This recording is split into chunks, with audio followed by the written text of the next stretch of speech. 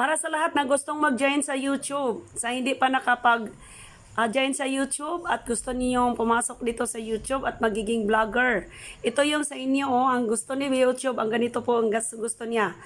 Joining the YouTube community will ensure that you have fun since there is a variety of entertaining and educative content.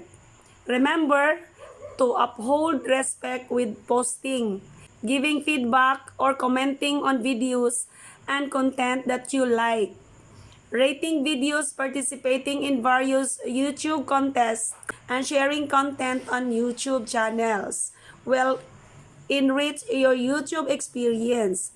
You may also contact to YouTube if you need help in optimizing or resolving any YouTube issues or technicalities.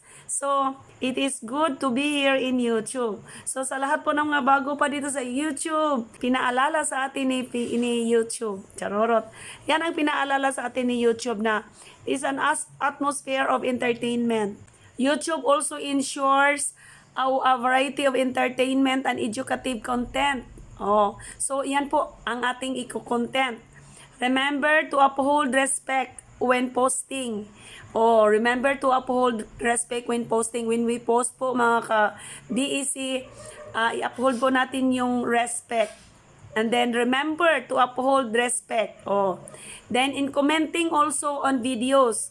In commenting on videos, giving feedback or commenting on videos and giving feedback, content that you like, rating videos, participating in various YouTube contests. So, ayan po, magpa-participate po tayo sa pagko-content.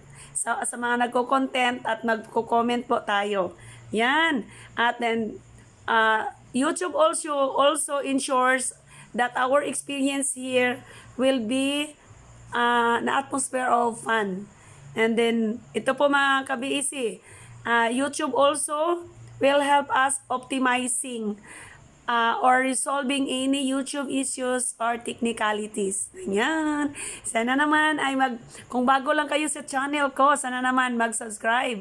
At ayan, pindutin ang bell para ma-notify kung may video na naman ako ulit. Ito po si Sister Sonia BEC. Love, love lang tayo.